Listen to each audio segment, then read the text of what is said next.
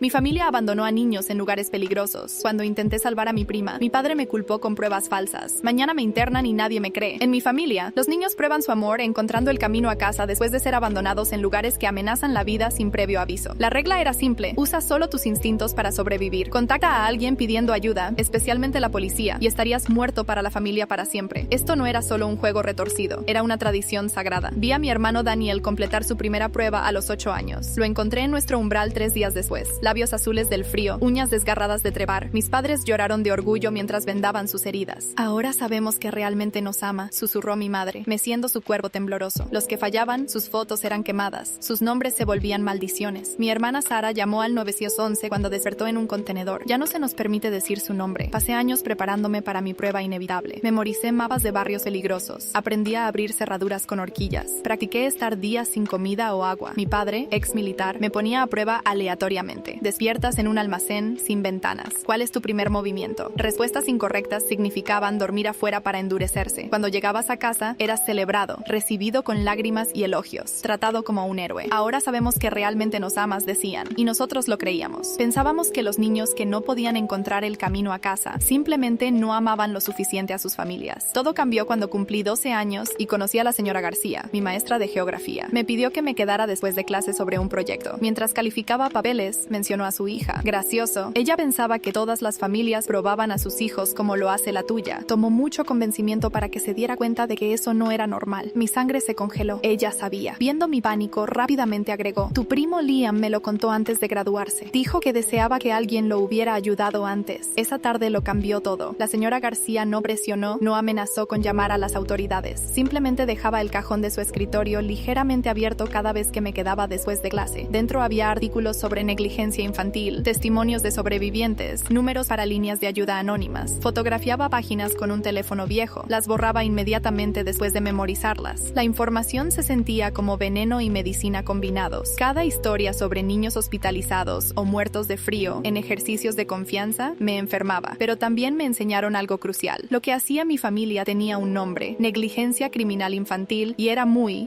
ilegal. Empecé pequeño, hice amistad con los primos menores durante las reuniones familiares. Jugábamos juegos de aventura en el sótano donde secretamente les enseñaba puntos de referencia, casas seguras, cómo señalar por ayuda sin hablar. Emma, de 6 años, pensaba que estábamos jugando a los espías. Le estaba dando herramientas para sobrevivir. Mi primera prueba llegó sin aviso en mi cumpleaños número 13. Desperté en el maletero de un auto en movimiento. Muñecas atadas con bridas, boca tapada. Nivel 1 clásico, mi padre lo llamaría después. Luché contra las bridas por 1 hora hasta recordar el truco: girar y tirar simultáneamente. La liberación del maletero estaba deshabilitada, pero había practicado esto. Encontré la luz trasera, la pateé, agité mi brazo por el agujero. Un conductor llamó a la policía sobre una mano de niño saliendo de un sedán. Casi lo logré, casi los dejé ayudarme. El oficial fue amable, siguió preguntando si estaba seguro, si alguien me había llevado, pero vi aparecer la camioneta de papá. Vi su sonrisa tranquila cuando explicó que era un ejercicio de entrenamiento de supervivencia. Lo vi formar la palabra Sara mientras el oficial no estaba mirando, así que mentí. Dije que me había encerrado accidentalmente. Me disculpé por desperdiciar su tiempo. Manejé a casa en silencio mientras mi padre agarraba el volante, nudillos blancos. Lo hiciste bien, finalmente dijo. Pero dudaste. La próxima vez será más difícil. Cumplió su promesa. Durante 3 años, las pruebas escalaron. Abandonado en una tormenta de nieve, dejado en territorio de pandillas con enemigos de nuestra familia. Una vez desperté en un hospital psiquiátrico y tuve que convencer al personal de que no era realmente un paciente. Cada vez sobrevivía. Cada vez me odiaba por no pedir ayuda. El punto de quiebre llegó a través de Emma, dulce y confiada Emma, que ahora tenía 8 años. Durante la cena de Acción de Gracias, mi tío anunció que tendría su primera prueba después del postre. Sonrió, emocionada de finalmente ser incluida en la tradición familiar. Esa noche, tomé una decisión. Mientras todos celebraban, secretamente le di a Emma mi teléfono con un video cargado. 20 minutos de testimonio que había grabado a lo largo de los años. Mis heridas, las cicatrices de mis primos, recortes de periódico de niños que no llegaron a casa. Cuando despiertes en algún lugar aterrador, susurré. Llamas al 911. Dices exactamente estas palabras: mi familia me abandonó aquí contra mi voluntad. Tengo 8 años. Por favor, ayúdenme. Drogaron su chocolate caliente 1 hora después. Los vi cargar su pequeño cuerpo a la camioneta, luchando contra todo instinto para detenerlos. Esto tenía que funcionar. Ella tenía que ser la que llamara. Excepto que Emma era más fuerte de lo que me di cuenta, porque llegó a casa después de 4 días en el bosque. Hipotérmica, delirante, pero en casa. Había comido corteza y bebido agua de charcos en lugar de traicionar a la familia. Mis padres elogiaron su fuerza mientras yo vomitaba en el baño, sabiendo que la había fallado. Fue entonces cuando llegó el mensaje. Número desconocido. Tenemos tus grabaciones. Mi sangre se volvió hielo porque reconocí el código código de área. ¿Era la policía local? O eso pensé hasta que llegué y me di cuenta de lo equivocado que estaba. La dirección del almacén me llevó a un distrito industrial a 40 minutos de la ciudad. Mis manos temblaron en el volante mientras entraba al estacionamiento de grava. El edificio se alzaba oscuro contra el cielo nocturno, sus ventanas rotas como ojos vacíos observando mi acercamiento. Empujé a través de la puerta oxidada, el teléfono apretado en mi palma sudorosa. El haz de mi linterna cortó el aire polvoriento, revelando pisos de concreto llenos de piezas de maquinaria viejas. Entonces la vi. La señora García estaba en el centro del almacén, pero no estaba sola. Una docena de adultos formaba un semicírculo detrás de ella, sus rostros parcialmente ocultos en la sombra. El haz de mi linterna captó algo que me cortó la respiración. Cicatrices idénticas en sus muñecas, la misma cicatriz que había vislumbrado una vez bajo el reloj de papá cuando se remangó durante el entrenamiento. La señora García levantó una tableta, su pantalla brillando en la oscuridad. Grabaciones de seguridad se reprodujeron. Emma siendo llevada a emergencias, su pequeño cuerpo flácido en los brazos de una enfermera. Mis rodillas casi cedieron. Hemos estado monitoreando a tu familia por años, explicó la señora García, su voz firme pero urgente. Me mostró un pequeño dispositivo. Rastreador GPS en tu auto. Necesitábamos saber cuándo estabas listo para liberarte. Los otros adultos se acercaron ligeramente y reconocí algunas caras. La cajera del supermercado que siempre preguntaba cómo estaba. La bibliotecaria que dejaba ciertos libros en exhibición. El cartero que se demoraba en nuestra puerta. Todos tenían esas cicatrices coincidentes. Todos ustedes son sobrevivientes, respiré. La realización golpeó como un golpe físico. La señora García asintió, pero su expresión cambió súbitamente a alarma. A través de las ventanas rotas, faros barrieron las paredes del almacén. El rugido del motor de la camioneta de papá llenó el espacio. «Te siguió», susurró alguien. Los sobrevivientes se miraron con pánico, apenas controlado. Habían sido tan cuidadosos, reuniéndose en secreto por años, y yo accidentalmente lo había llevado directo a ellos. Entró tranquilamente, como si llegara a una reunión planeada. Sus ojos barrieron el grupo, notando sus cicatrices, sus posturas defensivas. Entonces se enfocó en mí con esa mirada decepcionada que conocía demasiado bien. Teniendo otro episodio, veo, dijo, voz goteando preocupación fingida. Se dirigió a los otros. Me disculpo por el comportamiento de mi hijo. Estamos lidiando con algunos problemas de salud mental, delirios paranoicos sobre la familia. Mi protesta salió exactamente como él pretendía, apresurada, frenética, desesperada. Mientras más trataba de explicar sobre la tradición, las pruebas, el abandono, más perturbado sonaba. Papá se quedó ahí luciendo cada centímetro, el padre preocupado, ocasionalmente moviendo la cabeza tristemente. Estas personas entienden, insistí, señalando sus cicatrices. Ellos también sobrevivieron. La expresión de papá se volvió más preocupada, creando teorías conspirativas elaboradas, reclutando extraños en delirios. Esto es peor de lo que pensé. Sacó su teléfono. Debería llamar a tu madre y probablemente a servicios sociales sobre ese video perturbador que le mostraste a la pobre Emma. La elección me desgarró. Podía exponer todo ahora, pero eso destruiría sus vidas, sus carreras. Estas personas también tenían hijos. Permanecí en silencio. La mano de papá aterrizó en mi hombro, gentil pero firme. Había orquestado todo, cada pieza. El viaje al hospital se difuminó. Los dolores en el pecho de la abuela resultaron ser un ataque de pánico, pero mantuvo a la familia reunida en un lugar. Papá usó el tiempo para hablar privadamente con oficiales, mostrándoles algo en su teléfono que los hizo asentir con simpatía. En la sala de espera se desplomó. Lágrimas reales corrieron por su rostro mientras describía mi inestabilidad reciente a la trabajadora social del hospital. Mostró videos editados, yo enseñando técnicas de escape a los primos, pero enmarcado como fantasías de supervivencia inapropiadas. Yo practicando abrir cerraduras, pero etiquetado como preparación para allanamiento. La expresión de la trabajadora social se volvió cada vez más preocupada. Entonces Maya, Dulce Maya de 6 años, tiró de la manga de la trabajadora social. Nos hacen jugar juegos aterradores, dijo con su voz inocente. Practicar estar atrapados ya no es divertido. Papá apretó mi hombro, actuando como el padre solidario mientras sus dedos se clavaban lo suficiente para doler. Esa noche, la desesperación me llevó de vuelta al hospital. Esperé hasta el cambio de turno, me deslicé por la salida de emergencia que había mapeado durante nuestra visita. La oficina de registros estaba exactamente donde la enfermera había indicado. La cerradura era básica, algo que podía abrir en menos de un minuto. Mis manos se movieron automáticamente a través de los movimientos que papá me había enseñado. La ironía amarga no se perdió mientras usaba su entrenamiento en su contra, pero lo había subestimado de nuevo. La seguridad llegó antes de que pudiera encontrar el archivo de Emma. Las cámaras que olvidé revisar habían grabado todo. Papá llegó con los oficiales. Su rostro mostró una perfecta mezcla de decepción y preocupación mientras veía las grabaciones de mí irrumpiendo en el hospital. Esto es exactamente lo que estaba tratando de explicar antes, les dijo. El comportamiento paranoico, la creencia de que todos están en su contra, ahora irrumpiendo en instalaciones médicas buscando evidencia de conspiraciones. Me liberaron bajo la custodia de papá con fuertes recomendaciones para evaluación psiquiátrica. El viaje a casa fue silencioso excepto por sus suspiros ocasionales. En casa, mamá esperaba en la cocina. Había estado llorando, maquillaje corrido. Exactamente como Elena, siguió diciendo. Exactamente como tu tía Elena antes de su colapso. Nunca había oído de una tía Elena. Pero por la forma en que mamá lo dijo, como papá asintió sombríamente, entendí. Otro miembro de la familia que trató de escapar. Otro cuento de advertencia. La mañana siguiente trajo nuevas restricciones. Papá confiscó las llaves de mi auto, explicando que estaba demasiado inestable para manejar. Mi teléfono desapareció mientras me duchaba. El chat familiar estaba lleno de mensajes preocupados sobre mi episodio en el almacén e irrupción en el hospital. La escuela se volvió otro campo de batalla. La consejera explicó que mis cartas de recomendación para universidad necesitarían la firma de papá. Cualquier esperanza de admisión temprana o escape a la universidad ahora pasaba por él. La red de sobrevivientes había desaparecido. La cajera del supermercado se transfirió a otra tienda. La bibliotecaria tomó licencia médica súbita. Incluso la señora García anunció que tomaría un año sabático el próximo semestre para enfocarse en la salud de su hija. Papá controlaba todo. El seguro del auto, la cuenta bancaria súbitamente congelada. Incluso mi trabajo de medio tiempo estaba en peligro. Mi mejor amiga Kayla tuvo prohibido verme después de que papá habló con sus padres. Papá peticionó por internamiento psiquiátrico de emergencia, citando las preocupaciones de la escuela sobre abuso de drogas, la irrupción en el hospital, las grabaciones de seguridad. Su pila de evidencia era abrumadora. La audiencia sería en 3 días. Buscando evidencia de mi cordura mental, me llevó al ático. Álbumes de fotos viejos podrían mostrar el patrón, probar que la tradición se remontaba a generaciones. En cambio, encontré algo más. Fotos de 2 niñas, Sara y otra niña que se veía similar. La segunda niña aparecía en fotos familiares hasta hace unos 7 años, luego desapareció. Lucía. El nombre surgió de algún recuerdo enterrado. Me equivoqué. Sara no fue la primera en ser borrada. La habitación de la abuela olía a lavanda y papel viejo. Estaba descansando, pero sus ojos se abrieron cuando entré. Pregunté sobre Lucía. Su rostro palideció. Presionó un dedo a sus labios. Luego señaló su caja de recetas en la cómoda. Dentro, entre recetas para asado y pastel de manzana, encontré tarjetas con notas extrañas. Bocadillos de campamento para Montebelado con coordenadas GPS. Suministros de emergencia para clima, con una lista que incluía artículos de primeros auxilios. La caligrafía era temblorosa pero deliberada. La abuela estaba documentando a los niños borrados. La mañana siguiente trajo una reunión familiar. Tío llegó con sus hijos, viéndose agotado. Siguió revisando su teléfono, frunciendo el ceño a los mensajes. Cuando papá mencionó mis episodios recientes, tío comenzó a hablar, luego se detuvo. Papá mencionó casualmente que estaba manejando el caso de custodia de tío pro bono. La amenaza era clara. El calendario de papá en la pared de la cocina tenía fase 2 encerrada en un círculo para la próxima semana. Lo fotografié, pero cuando revisé mi teléfono después, la imagen había desaparecido. La copia de seguridad en la nube había sido deshabilitada. Toda mi evidencia. Años de documentación borrados. Esa noche, encontré a mamá en el baño vomitando antes de la audiencia. Se enjuagó la boca y encontró mis ojos en el espejo. Su mano se movió a su bolsillo, luego se detuvo. Movió la cabeza ligeramente. Durante la cena, encontré las tarjetas de recetas de la abuela escondidas en el gabinete de especias. Nuevas habían sido agregadas. Pastel de cumpleaños de Lucía con una fecha de este año. Plato favorito de Sara con notas sobre restricciones dietéticas. Mamá me pilló leyéndolas. En lugar de llevárselas, agregó otra tarjeta. Galletas de chocolate de Elena con una dirección en el reverso. Apretó mi hombro. Papá pasó la noche preparándose para la audiencia de mañana. Sus carpetas de evidencia eran meticulosas. Sus manos temblaron mientras organizaba papeles. Esa noche, oí voces desde la habitación de mis padres. Mamá estaba llorando. La voz de papá era defensiva y suplicante. Palabras flotaron a través de las paredes. Romper el ciclo, y exactamente como mi padre, y no puedo perder otro. La verdad era más desordenada de lo que había imaginado. Estos no eran solo padres malvados torturando niños. Eran generaciones de trauma. Cada uno pensando que lo estaba mejorando mientras lo empeoraba. Papá realmente creía que las pruebas creaban fortaleza. Mamá se quedó para protegernos de algo peor. La mañana de la audiencia llegó con claridad inesperada. Me vestí cuidadosamente mientras mamá observaba desde su silla, sus dedos nerviosamente retorciendo el dobladillo de mi sudadera vieja. Me pasó tostada sin hablar, sus ojos rojizos de otra noche sin dormir. Papá ya había partido al tribunal para prepararse. Sus cajas de evidencia estaban apiladas cerca de la puerta, cada una meticulosamente etiquetada. La casa se sentía hueca sin su presencia, como un escenario entre actos. En el desayuno, tío llegó temprano con sus hijos. Su ex esposa había presentado una moción de emergencia sobre su representación legal. Necesitaba la ayuda de papá más que nunca, lo que significaba que su testimonio hoy apoyaría cualquier narrativa que papá hubiera creado. Maya se subió a mi regazo, susurrando sobre los juegos aterradores de nuevo mientras tío miraba su café. En el tribunal, la red de sobrevivientes se había reunido, no para testificar. No podían arriesgar exposición, pero para presenciar. La señora García se sentó en la fila de atrás, su hija en silla de ruedas a su lado. Papá había arreglado todo perfectamente. La pequeña sala de audiencias contenía solo miembros de la familia y oficiales del tribunal, sin observadores externos que pudieran cuestionar su narrativa. El procedimiento comenzó con la presentación de papá. Habló elocuentemente sobre mi salud mental en declive, mostrando las grabaciones de seguridad, las notas de terapia, los mensajes de texto. Su voz se quebró en los momentos correctos. Las lágrimas aparecieron cuando describió encontrarme en el almacén con extraños peligrosos. Entonces jugó su carta maestra. Grabaciones de video de las cámaras Nest me mostraron enseñando a los primos menores a abrir cerraduras, romper amarres, identificar rutas de escape. Fuera de contexto, Incluso, parecía que estaba entrenando criminales infantiles. Mamá testificó después. Su declaración preparada me pintó como cada vez más inestable pero amada. Describió mis episodios y fantasías paranoicas mientras se secaba los ojos. Su actuación fue impecable porque era parcialmente cierta. Realmente temía perder otro hijo. El testimonio de tío se enfocó en mi influencia negativa sobre sus hijos. Describió las pesadillas de Maya sobre los juegos aterradores, su nuevo miedo al campamento. Su voz permaneció firme mientras sistemáticamente destruía mi credibilidad para salvar su propio arreglo de custodia. Durante un receso, encontré a mamá en el baño vomitando. Se enjuagó la boca y encontró mis ojos en el espejo. Su mano se movió a su bolsillo, luego se detuvo. Movió la cabeza ligeramente y regresó a la sala de audiencias. La tarde trajo testigos de carácter.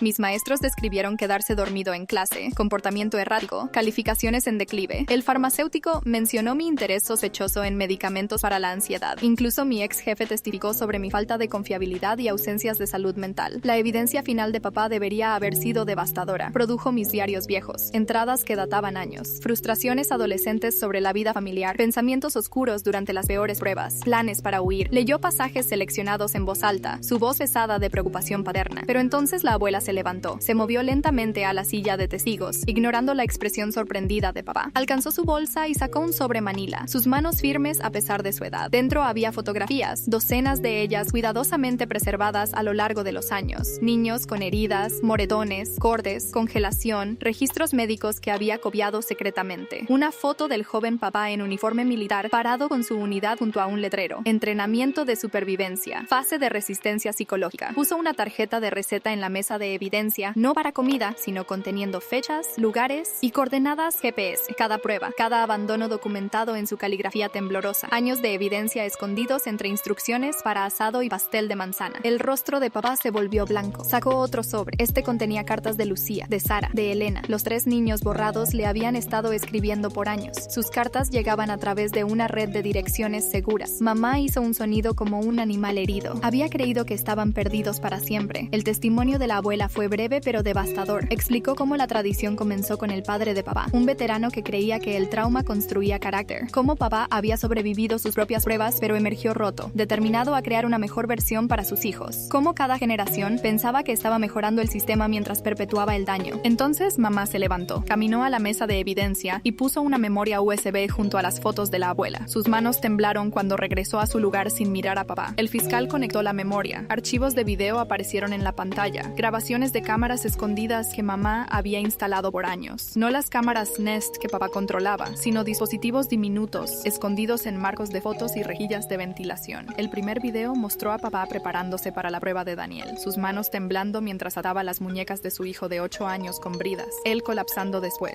sollozando en su estudio mientras mamá lo sostenía. Más videos siguieron, cada prueba meticulosamente documentada. La creciente paranoia de papá sobre interferencia externa, su creencia genuina de que el dolor creaba amor, los intentos de mamá de minimizar el daño mientras estaba demasiado asustada para detenerlo completamente. Entonces vinieron grabaciones de audio, papá describiendo la tradición a su grupo de apoyo de veteranos, pero enmarcándola como escenarios hipotéticos. Miembros del grupo sugiriendo terapia, medicación, intervención, papá rechazando todo, insistiendo que su forma era mejor que lo que él había pasado. El archivo final era reciente, grabación de seguridad de una tienda de equipos de casa. Papá comprando artículos específicos el día antes de la prueba de Emma. El recibo mostraba bridas, una lona y bengalas de emergencia, los mismos artículos encontrados en su sitio de abandono, pero la evidencia más devastadora vino de una fuente inesperada. Durante el video final, movimiento en el fondo capturó la atención de todos. Una cámara de sendero, del tipo que los cazadores usan para rastrear venados. Su posición habría capturado toda el área donde Emma fue abandonada. El juez ordenó un receso inmediato para recuperar y analizar las grabaciones de la cámara de sendero. 2 horas después, nos reunimos de nuevo. Las grabaciones estaban granuladas, pero lo suficientemente claras. La camioneta de papá llegando al lugar remoto, él cargando el cuerpo inconsciente de Emma al bosque. Los 4 días de su lucha por sobrevivir, comiendo corteza, bebiendo de charcos, construyendo refugios inadecuados, su cuerpecito debilitándose mientras se rehusaba a traicionar a la familia pidiendo ayuda. Papá vio a su hija casi morir en la pantalla, lágrimas corriendo por su rostro, no las lágrimas calculadas de antes, sino sollozos crudos y rotos. Vio lo que todos vimos, una niña pequeña eligiendo la muerte antes que decepcionar a su familia. El juez había visto suficiente. Servicios infantiles fue llamado. Órdenes de custodia de emergencia fueron emitidas. En horas, cada niño menor en nuestra familia extendida fue removido pendiente investigación. Papá no resistió cuando se lo llevaron. Se veía aliviado, como si un peso finalmente hubiera sido quitado. Mamá fue interrogada pero no arrestada. La evidencia la mostró como cómplice y víctima, atrapada en un ciclo que no sabía cómo romper. Esa noche, me senté en una oficina de colocación de acogida mientras trabajadores sociales averiguaban dónde enviarme. Tenía 17 años, casi fuera del sistema. Ofrecieron hogares grupales, colocaciones de emergencia, varios programas para adolescentes problemáticos. Entonces entró Elena. La reconocí de la farmacia, los rasgos de Sara en un rostro mayor. Había estado viviendo 2 ciudades de distancia por 7 años, construyendo una vida después de escapar de la familia. Había recibido la llamada de la abuela esa mañana. Detrás de ella vinieron Sara, luego Lucía. Los 3 niños borrados, ahora adultos, regresaron para reclamar a sus primos supervivientes. Se habían mantenido alejados para protegerse, pero se habían estado preparando para este día. Apartamentos listos, abogados contratados, terapeutas de trauma en espera. Los procedimientos legales tomaron meses. Papá se declaró culpable de múltiples cargos de negligencia infantil. Su registro militar se volvió evidencia no de fortaleza, sino de PTSD no tratado pasado a través de generaciones. Recibió 5 años elegible para reducción con terapia obligatoria y tratamiento psiquiátrico. Mamá obtuvo libertad condicional y servicio comunitario, requerida a asistir a consejería y clases de crianza. El tribunal la reconoció como perpetradora y víctima, alguien que necesitaba ayuda tanto como castigo. Tío perdió su batalla de custodia. Su ex esposa usó su complicidad en la tradición familiar como evidencia de inadecuación. Los primos menores fueron colocados con parientes seguros o familias de acogida especializadas en trauma. Maya fue a vivir con una tía abuela que se había distanciado de la familia años atrás. Todavía tenía pesadillas, pero estaba aprendiendo que el amor no requería dolor. La colocación de Emma fue más complicada. Su madre la quería de vuelta, pero necesitaba probar que podía protegerla. Visitas mensuales supervisadas lentamente reconstruyeron su relación. Emma luchó más. Todavía creía que había fallado la prueba al recibir tratamiento médico. Me mudé con Elena. Tenía un apartamento pequeño y trabajaba como asistente legal, usando su conocimiento del sistema para ayudar a otros sobrevivientes.